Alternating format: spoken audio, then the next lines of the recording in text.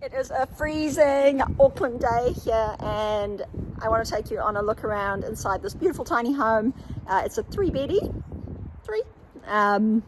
one bedroom downstairs, two bedrooms upstairs, and let's head inside where it's nice and warm and I can take you for a look around. So standing on the outside here, we have got our Lisa tiny home. We've got a colour steel metal cladding, which is very low maintenance, nice and easy.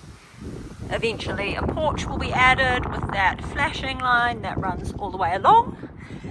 So that will come in the future. But for now, let's hop inside this beautiful Lisa design where it's nice and warm and quiet. You can tell the double glazing in the windows makes a massive difference to that. So when you step inside our Lisa, the center is the kitchen, and you've got this breakfast bar / island. This is actually movable, so you can move it around. You can see you can take it outside onto the porch if you wanted to. Just adds some nice flexibility there. On top of that, you can also extend it so that you can sit four there if you want to, and push it all the way in. It goes all the way to the edge if you wanted to as well, which just means you can adjust it to the size of the bar stools that you have. So nice little flexible option there. You've got your dishwasher space. Actually, let me do the lounge first. So I will be dressing this in the next couple of weeks to show it to you fully dressed, but this is the lounge space, and it fits a corner couch and a nice big TV space on the wall, as well as plenty of light, which makes it feel really nice and big.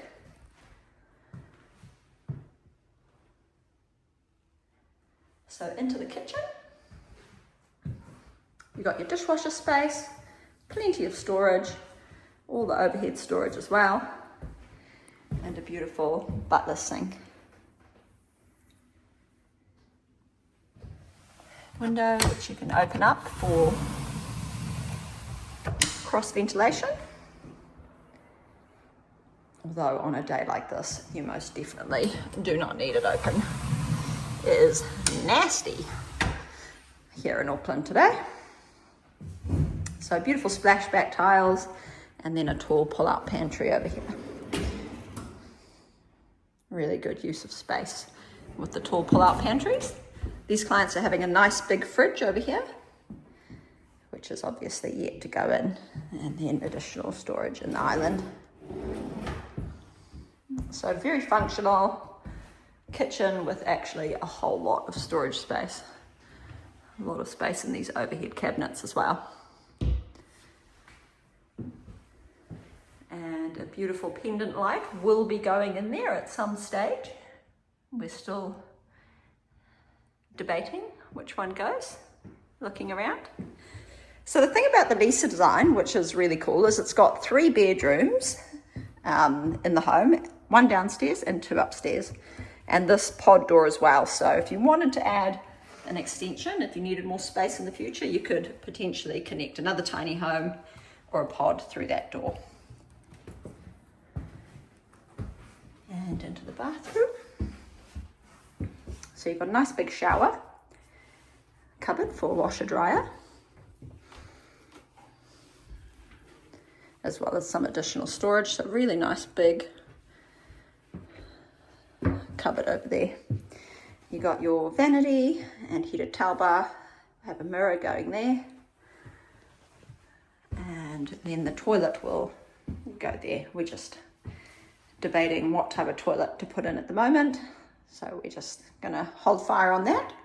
But what we generally always do in our tiny homes is we have a power connection.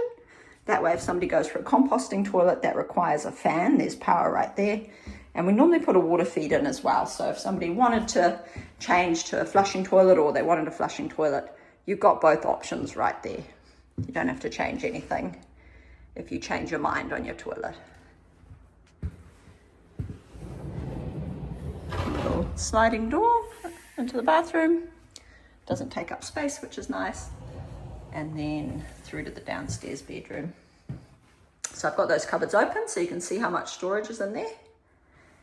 But a whole lot of storage in this room, as well as some understairs storage.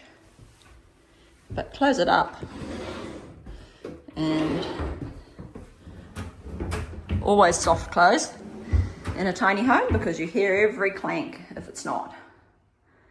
So a really good wall of storage in this design. And the bed pretty much sits directly in line with the window. And that's a queen bed. You can have a king, it just means there's less space around the sides. And under stair storage, complete with a plug, so that if you want to charge your vacuum cleaner in there, you've got that option.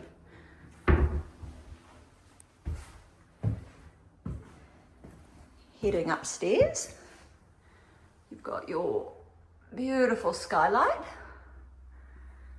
and a whole heap of stair storage. You can fit so much into the stairs, so you don't want to waste any opportunity for storage in a tiny home. So heading up the stairs, you've got 2 bedrooms up here. So these clients have opted for 1 loft bedroom, so that one is full loft. That's for their little girl with a cupboard with quite a lot of storage. And then another room which has got a full height stand-up walkway along the side, making it super functional. As well as a storage cupboard. I always try and incorporate windows on both sides so that you get across ventilation, because it can get hot in the second level of a tiny home. So you always want ventilation. And then this room. Sometimes we have a full walkway in this room as well, but these clients didn't need that or want it. Heading back down the stairs. And I think you'll agree that this tiny home, which is 12 meters long by 2.8 meters wide, is super functional. A lot of people have said it's like an apartment on wheels. And when you add the porch out the front of it, it just extends this space, makes it feel so much bigger, and becomes super, super livable. Of course, even without the porch it is. But in New Zealand, where we get a lot of rain, the porch is very handy. And that is our Lisa design. I hope you think it's cool. Let me know your thoughts in the comments. And I will show you a dressed version of it with furniture in the next 2 weeks or so.